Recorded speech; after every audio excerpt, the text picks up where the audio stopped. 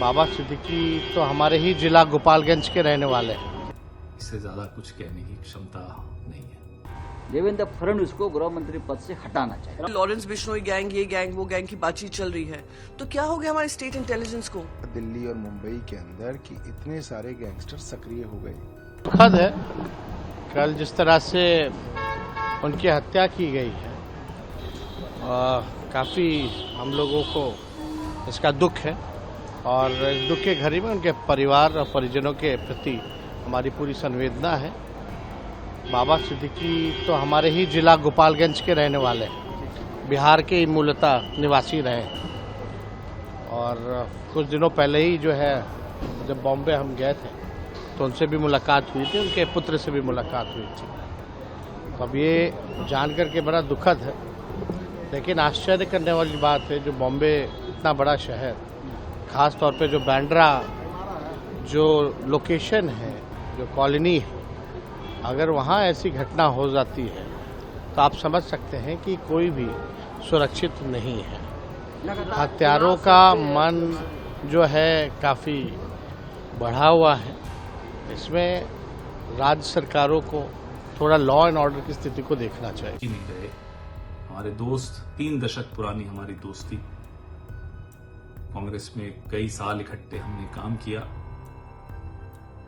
बीच बंबई के एक इतने वरिष्ठ राजनेता की यूं इस तरह गोली मारकर हत्या कर दी जाए, ये सुनकर विश्वास नहीं होता। भगवान उनकी परिवार को, जीशान को हिम्मत दे।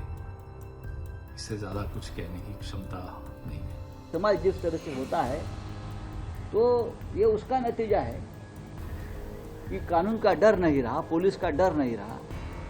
दिन दहाड़े कभी भी पब्लिक प्लेस पर हत्याएं होती जा रही है। उसमें आप राजनीतिक कार्यकर्ता, राजनीतिक नेता, मंत्री, विधायक भी नहीं छूट रहे कि गृह मंत्री देवेंद्र फडणवीस पूरी तरह से फेल्यूर है, उनको इस्तीफा देना चाहिए। लेकिन बात आगे बढ़ चुकी है। अब इस्तीफा नहीं, राज्यपाल ने, गवर्नर ने हस्तक्षेप करके देवेंद्र फडणवीस को गृह मंत्री पद से हटाना चाहिए। राउत साहब, बाबा सिद्दीकी और सलमान खान की दोस्ती थी, हालांकि दिनों में दिख रहा है कि बिश्नोई गैंग सलमान खान के पीछे पड़ा है, तो क्या लगता है कोई भी किसी के पीछे पड़े उसका मतलब ये नहीं कि दिन दहाड़े हत्या हो। अगर हत्या होती है तो उनकी जिम्मेदारी गृह मंत्रालय की। उसका मतलब मुंबई में गुंडागर्दी चल रही है, मुंबई में गैंग्स ऑपरेट हो रही है और पुलिस निष्क्रिय है, इसलिए कि जो पुलिस चाहे डीसीपी हो, चाहे एडिशनल सीपी जो मुंबई में लाकर बिठाए हैं, वो एकनाथ शिंदे के गैंग के मेंबर्स हैं। सबसे पहले तो बाबा सिद्दीकी जी जो थे वो काफी वेल रिस्पेक्टेड लीडर थे। अक्रॉस पॉलिटिकल पार्टी लाइंस उनके सबसे ही अच्छे संबंध थे। कोविड के समय पे उन्हें और जीशान ने इतना अच्छा काम किया था, तो दुख हुआ जब सुनकर और आश्चर्यचकित हो गई कि इतने अच्छे इंसान के साथ ये होना बहुत ही दुर्भाग्यपूर्ण है।